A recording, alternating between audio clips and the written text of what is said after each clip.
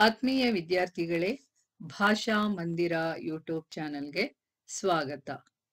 ಇಂದಿನ ವಿಡಿಯೋ ತರಗತಿಯಲ್ಲಿ ನಾವು ಕರ್ನಾಟಕ ಶಾಲಾ ಪರೀಕ್ಷೆ ಮತ್ತು ಮೌಲ್ಯ ನಿರ್ಣಯ ಮಂಡಳಿ ವತಿಯಿಂದ ಬಿಡುಗಡೆ ಮಾಡಿದಂತಹ ಎಸ್ಎಸ್ಎಲ್ಸಿ ಮಾದರಿ ಪ್ರಶ್ನೆ ಪತ್ರಿಕೆಯಲ್ಲಿ ಪ್ರಥಮ ಭಾಷಾ ಕನ್ನಡದ ಮಾದರಿ ಪ್ರಶ್ನೆ ಪತ್ರಿಕೆಯ ಉತ್ತರದ ವಿಶ್ಲೇಷಣೆಯನ್ನ ನೋಡ್ತಾ ಹೋಗೋಣ. ಮೊದಲನೇದಾಗಿ ನಾವೀಗ ಇವಾಗ ಬಹು ಆಯ್ಕೆ ಪ್ರಶ್ನೆಯನ್ನ ನೋಡೋಣ. ಇಲ್ಲಿ ಬಹು ಆಯ್ಕೆ ಪ್ರಶ್ನೆನಲ್ಲಿ ಮೊದಲನೇ ಪ್ರಶ್ನೆ ಯಾವುದು? ಕನ್ನಡ ವರ್ಣಮಾಲೆಯಲ್ಲಿರುವ ಅಲ್ಪ ಪ್ರಾಣಾಕ್ಷರಗಳ ಸಂಖ್ಯೆ ಅಂತ ಇದೆ. ಇಲ್ಲಿ ಆಪ್ಷನ್ಗಳು 4 ಇವೆ: 34, 25, 10 ಹಾಗೂ 5. ಆದ್ರೆ ನಮ್ಗೆ ಇಲ್ಲಿ ಸರಿಯಾದಂತಹ ಉತ್ತರ ಸಿ ಅನ್ನುವಂತ ಆಪ್ಷನ್ ಅಲ್ಲಿರುವಂತಹ 10. ಒಟ್ಟು ಕನ್ನಡ ವರ್ಣಮಾಲೆಯಲ್ಲಿರುವಂತಹ ಅಲ್ಪ ಪ್ರಾಣಾಕ್ಷರಗಳು 10. ಇದು ಸರಿಯಾದಂತಹ ಉತ್ತರ. ಹಾಗೆ ಮುಂದಿನ ಪ್ರಶ್ನೆ, ಎರಡನೇ ಪ್ರಶ್ನೆ ನೋಡ್ತಾ ಹೋಗೋಣ. ಎರಡನೇ ಪ್ರಶ್ನೆ ಯಾವ್ದಿಲ್ಲಿ? ತನ್ಮಯ ಪದವು ಈ ಸಂಧಿಗೆ ಉದಾಹರಣೆಯಾಗಿದೆ. ತನ್ಮಯ ಅಂತ ಬಂದಿದೆ ನೋಡಿ, ಇಲ್ಲಿ ಸಂಧಿಯಿಂದ ಬಂದಿರುವಂತಹ ಪ್ರಶ್ನೆ. ಎ ಎಣ್ ಸಂಧಿ, ಬಿ ಅನುನಾಸಿಕ ಸಂಧಿ, ಸಿ ಜಸ್ತ್ವ ಸಂಧಿ, ಡಿ ಶ್ಚುತ್ವ ಸಂಧಿ. ಇಲ್ಲಿ ಸರಿಯಾದಂತಹ ಉತ್ತರ ಬಿ ಅನುನಾಸಿಕ ಸಂಧಿ. ಇದು ಸರಿಯಾದಂತಹ ಉತ್ತರ. ಮೂರನೇ ಪ್ರಶ್ನೆ ನೋಡಿ, ಲೇಖನ ಚಿಹ್ನೆಯಿಂದ ಬಂದಿರುವಂತಹ ಪ್ರಶ್ನೆ. ಒಬ್ಬರು ಹೇಳಿದ ಮಾತನ್ನೇ ಯಥಾವತ್ತಾಗಿ ಬರೆಯುವಾಗ ಬಳಸುವ ಲೇಖನ ಚಿಹ್ನೆ. ಇಲ್ಲಿ ಉದ್ಧರಣ ಚಿಹ್ನೆ, ವಾಕ್ಯವೇಷ್ಟನ ಚಿಹ್ನೆ, ಆವರಣ ಚಿಹ್ನೆ, ವಿವರಣಾತ್ಮಕ ಚಿಹ್ನೆ ಅಂತ ಇದೆ. ಇಲ್ಲಿ ಸರಿಯಾದಂತಹ ಉತ್ತರ ಉದ್ಧರಣ ಚಿಹ್ನೆ. ಇದು ಸರಿಯಾದಂತಹ ಉತ್ತರ. ನಾಲ್ಕನೇ ಪ್ರಶ್ನೆ ನೋಡಿ, ಇಲ್ಲಿ ಸಮಾಸದಿಂದ ಬಂದಿರುವಂತಹ ಪ್ರಶ್ನೆ. ಮೈ ಮುಚ್ಚು ಪದವು ಈ ಸಮಾಸಕ್ಕೆ ಉದಾಹರಣೆಯಾಗಿದೆ. ತತ್ಪುರುಷ ಸಮಾಸ, ಅಂಶಿ ಸಮಾಸ, ಗಮಕ ಸಮಾಸ, ಕ್ರಿಯಾ ಸಮಾಸ ಅಂತ ಇದೆ. ಇಲ್ಲಿ ಸರಿಯಾದಂತಹ ಉತ್ತರ ಡಿ ಕ್ರಿಯಾ ಸಮಾಸ. ಮೈಯನ್ನು ಪ್ಲಸ್ ಮುಚ್ಚು, ಮೈ ಮುಚ್ಚು. ಇದು ಸರಿಯಾದಂತಹ ಉತ್ತರ. ಐದನೇ ಪ್ರಶ್ನೆ ನೋಡಿ, ಇಲ್ಲಿ ಜಾಣತನ ಪದವು ತದ್ದಿತಾಂತದ ಈ ಪ್ರಕಾರಕ್ಕೆ ಉದಾಹರಣೆಯಾಗಿದೆ ಅಂತ ಇದೆ. ಇದು ತದ್ದಿತಾಂತದಿಂದ ಬಂದಿರುವಂತಹ ಪ್ರಶ್ನೆ. ಎ ತದ್ದಿತಾಂತ ನಾಮ, ಬಿ ತದ್ದಿತಾಂತ ಭಾವನಾಮ, ಸಿ ತದ್ದಿತಾಂತಾವ್ಯಯ, ಡಿ ಕೃದಂತಾವ್ಯಯ ಅಂತ ಇದೆ. ಸರಿಯಾದಂತಹ ಉತ್ತರ ಇಲ್ಲಿ ತದ್ದಿತಾಂತ ಭಾವನಾಮ. ಇದು ಸರಿಯಾದಂತಹ ಉತ್ತರ. ಈಗ ಬಹು ಆಯ್ಕೆ ಪ್ರಶ್ನೆಯ ಆರನೇ ಪ್ರಶ್ನೆ ಅಂದ್ರೆ ಕೊನೆ ಪ್ರಶ್ನೆ ನೋಡಿ. ಬೆಟ್ಟವನ್ನು ಈ ಪದದಲ್ಲಿರುವ ವಿಭಕ್ತಿ ಪಂಚಮಿ, ಪ್ರಥಮ, ದ್ವಿತೀಯ, ಷಷ್ಠಿ ಅಂತ ಇದೆ. ಇಲ್ಲಿ ಸರಿಯಾದಂತಹ ಉತ್ತರ ದ್ವಿತೀಯ, ಸಿ ದ್ವಿತೀಯ ಸರಿಯಾದಂತಹ ಉತ್ತರ. ಒಟ್ಟು 6 ಪ್ರಶ್ನೆಗಳನ್ನು ನೋಡಿತಾ ಆಯ್ತಲ್ವಾ? ಈಗ ನಾವು ಸಂಬಂಧೀಕರಿಸಿ ಬರೆಯುವಂತಹ ಪ್ರಶ್ನೆಯನ್ನ ನೋಡ್ತಾ ಹೋಗೋಣ.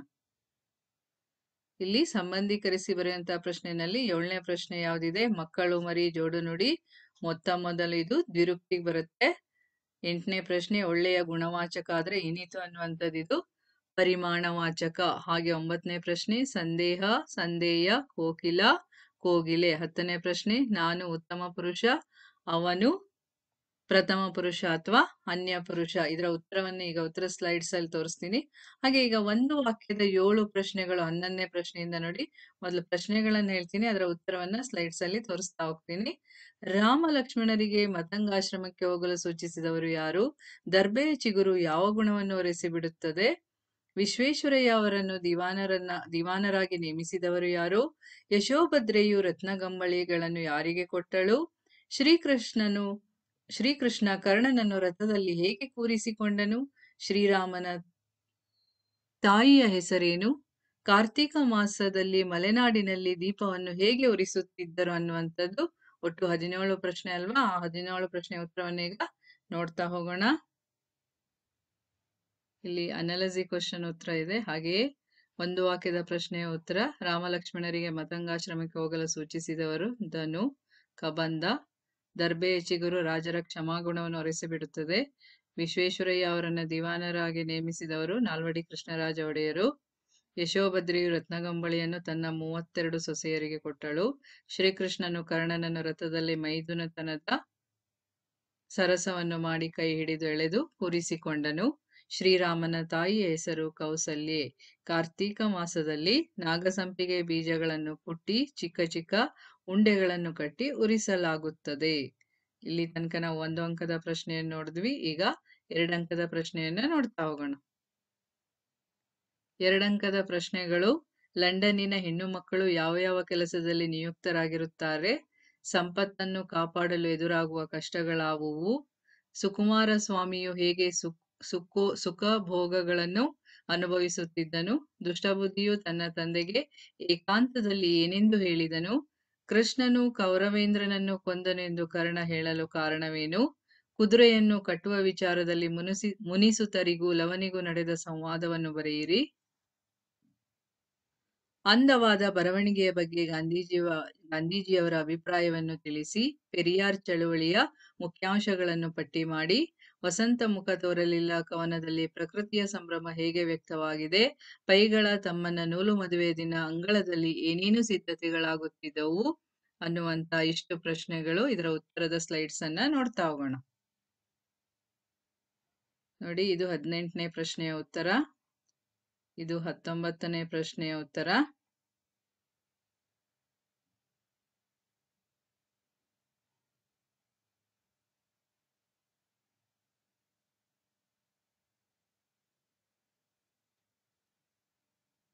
ಇದು 20ನೇ ಪ್ರಶ್ನೆ ಉತ್ತರ. 21ನೇ ಪ್ರಶ್ನೆ ಉತ್ತರ ನೋಡಿ ಇದು.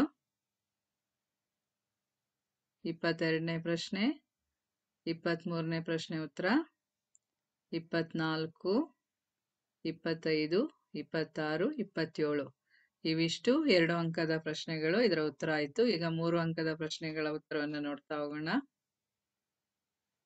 ಇಲ್ಲಿ 3 ಅಂಕದ ಪ್ರಶ್ನೆ ಮೊದಲನೇದಾಗಿ ಯಾವ್ದು ಬರುತ್ತೆ? ಕವಿ ಪರಿಚಯ ಬರುತ್ತೆ. ಕವಿಗಳ ಸ್ಥಳ, ಕಾಲ, ಕೃತಿ, ಪ್ರಶಸ್ತಿ ಅಥವಾ ಬಿರುದುಗಳು. ಇಲ್ಲಿ ಪೂತಿ ನರಸಿಂಹಾಚಾರ್ ಮತ್ತು ದ.ರಾ ಬೇಂದ್ರೆ ಅವರ ಬಗ್ಗೆ ಇದೆ. ಹಾಗೆ 3 ಅಂಕದ ಇನ್ನೊಂದು ಪ್ರಶ್ನೆ ಪ್ರಸ್ತಾರ ಹಾಕಿ ಗಣ ವಿಭಾಗ ಮಾಡಿ ಛಂದಸ್ಸಿನ ಹೆಸರನ್ನು ಬರೆಯುವಂಥದ್ದು. ಹಾಗೆ ಇನ್ನೊಂದು 3 ಅಂಕದ ಪ್ರಶ್ನೆ ಅಲಂಕಾರದ ಪ್ರಶ್ನೆ. ಹಾಗೆ ಇನ್ನು ಮಿಕ್ಕಿರುವಂತಹ 3 ಅಂಕದ ಪ್ರಶ್ನೆ ಗಾದೆಯ ಪ್ರಶ್ನೆಗಳು. 2 ಗಾದೆಗಳಿದೆ. ಆಳಾಗಬಲ್ಲವನು ಅರಸಾಗಬಲ್ಲ, ತಾಯಿಯಂತೆ ಮಗಳು, ನೂಲಿನಂತೆ ಸೀರೆ. ಹಾಗೆ 3 ಅಂಕದ ಪ್ರಶ್ನೆ ಸಂದರ್ಭದ ಪ್ರಶ್ನೆಗಳು. ಒಟ್ಟು 6 ಸಂದರ್ಭದ ಪ್ರಶ್ನೆಗಳಿದೆ. ಇದರ ಉತ್ತರವನ್ನ ನೋಡ್ತಾ ಹೋಗೋಣ.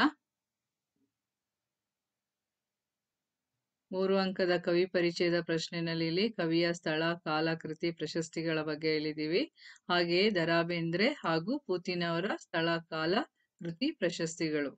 ಹಾಗೆ ಮುಂದಿನ ಭಾಗದ ಪ್ರಶ್ನೆ ಯಾವ್ದಿತ್ತು ನಮ್ಗೆ? 30ನೇ ಪ್ರಶ್ನೆ ಛಂದಸ್ಸಿನ ಪ್ರಶ್ನೆ ಇತ್ತು. ಇದು ಖ್ಯಾತ ಕರ್ನಾಟಕ ವೃತ್ತದ ಪ್ರಶ್ನೆ.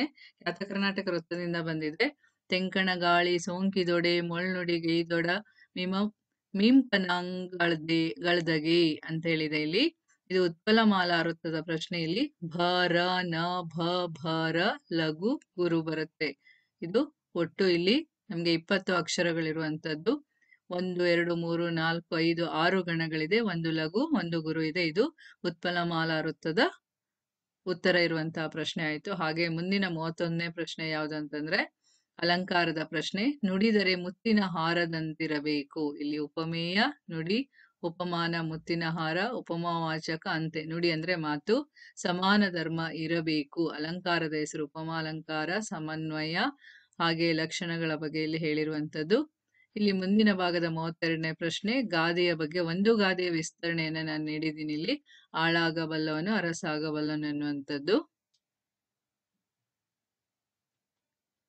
ಹಾಗೆ ಸಂದರ್ಭದ ಪ್ರಶ್ನೆ. ಇದು ಟೆಕ್ಸ್ಟ್ ಬುಕ್ ಕೊನೆಯಲ್ಲಿ ಇಲ್ಲದೆ ಇರುವಂತಹ ಪ್ರಶ್ನೆ, ಮಧ್ಯದಿಂದ ಬಂದಿರುವಂತಹ ಪ್ರಶ್ನೆ. ಇಲ್ಲಿ ಆಯ್ಕೆ, ಸಂದರ್ಭ, ಸ್ವಾರಸ್ಯವನ್ನು ಬರಿತೀವಿ. ಮನುಷ್ಯನಂತೆ ಟೊಪ್ಪಿಗೆ ಎಲ್ಲವೇ, ಒಬ್ಬ ಮನುಷ್ಯಳಂತೆ ಇನ್ನೊಬ್ಬಳಿಲ್ಲ. ಇದು ಲಂಡನ್ ನಗರ ಎನ್ನುವಂತಹ ಪಾಠದಿಂದ ಬಂದಿರುವಂತದ್ದು. ಇದು ಶಿಕ್ಷಣಕ್ಕಾಗಿ ಶಿಕ್ಷಣವಿರಬೇಕು. ಇದು ಭಾಗ್ಯಶಿಲ್ಪಿಗಳು ಪಾಠದಿಂದ ಬಂದಿರುವಂತಹ ಪ್ರಶ್ನೆ. 34ನೇ ಪ್ರಶ್ನೆ. ಹಾಗೆ ಹುಸಿಯದ ಬೇಹಾರಿಯೇ ಇಲ್ಲ. 35ನೇ ಪ್ರಶ್ನೆ ವೃಕ್ಷ ಸಾಕ್ಷಿ ಪಾಠದಿಂದ ಬಂದಿರುವಂತದ್ದು. ಜೀವ ಸತ್ತು ಹೋಗುವುದು ಗೊತ್ತಾ. ಇದು ಹಲಗಲಿ ಬೇಡರು ಪದ್ಯದಿಂದ ಬಂದಿರುವಂತದ್ದು. ಹಾಗೆ ನೆಲಕ್ಕಿರುವೆನೆಂದು ಬಗೆದರೆ ಛಲಕ್ಕಿರುವೆಂ, ಛಲವನೆ ಮೆರವೆಂ ಎನ್ನುವಂತಹ ಪದ್ಯದಿಂದ ಬಂದಿರುವಂತದ್ದು. ವಿದ್ಯಾಧನಮೇ ಧನಮಪ್ಪುದು, ಕೆಮ್ಮನೆ ಮೀಸೆ ಹೊತ್ತನೆ ಪದ್ಯದಿಂದ ಬಂದಿರುವಂತ ಪ್ರಶ್ನೆ.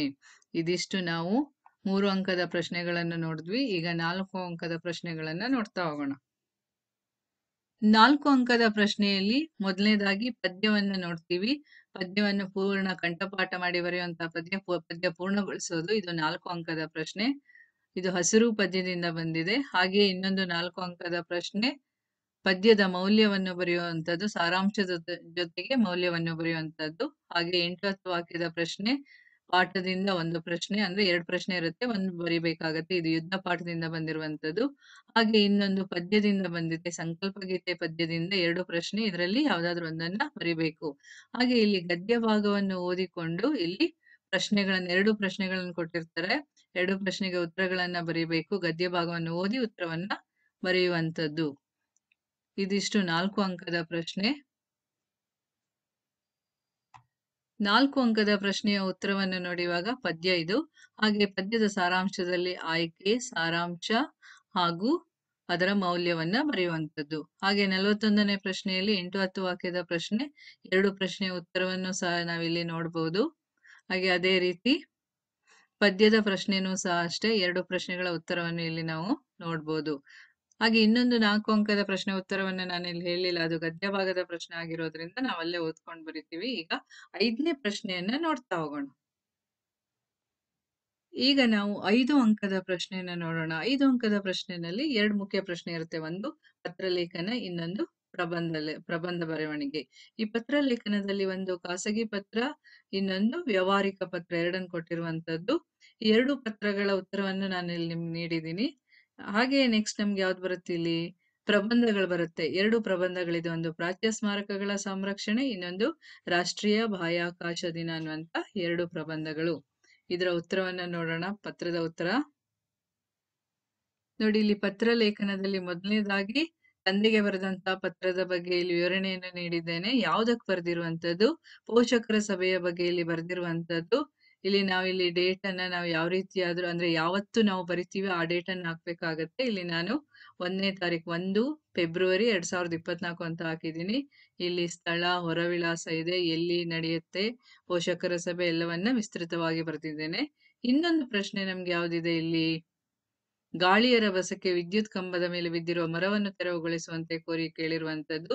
ಮುಖ್ಯ ಇಂಜಿನಿಯರ್ಗಳಿಗೆ ವಿದ್ಯುತ್ ಶಕ್ತಿ ಮಂಡಳಿ ಬಾಗಲಕೋಟೆಯಲ್ಲಿ ಅವರಿಗೆ ಪ್ರಮೋದ್ ಬರೆದಿರುವಂತದ್ದು. ಇಲ್ಲಿ ಸಂಪಿಗೆ ರಸ್ತೆ ಅನ್ನೋದಿಲ್ಲ, ಇದನ್ನ ನಾನು ಸೇರಿಸಿದೀನಿ. ಬರೀ ಬಾಗಲಕೋಟೆ ಅಂತ ಹೇಳಕ್ಕಾಗಲ್ಲ ಅಂತೇಳಿ ಇಲ್ಲಿ ದಿನಾಂಕವನ್ನ ನಾನು ಆಡ್ ಮಾಡಿಲ್ಲ, ನೀವು ಮಾಡ್ಕೋಬೇಕು. ಯಾವತ್ ಬರಿತೀರಾ ಅವತ್ತು. ಸ್ಥಳ ಬಾಗಲಕೋಟೆ, ಇಲ್ಲಿ ವಿಷಯಗಳನ್ನ ಇಲ್ಲಿ ಬರ್ದಿದ್ದೀನಿ. ಇಲ್ಲಿ ತಮ್ಮ ವಿಶ್ವಾಸಿ ವಂದನೆಗಳೊಂದಿಗೆ. ಇದಾದ್ಮೇಲೆ 45ನೇ ಪ್ರಶ್ನೆಯಲ್ಲಿ ನಾವು ಪೀಠಿಕೆ, ವಿಷಯ ನಿರೂಪಣೆ, ಉಪಸಂಹಾರವನ್ನ ಬರಿತೀವಿ.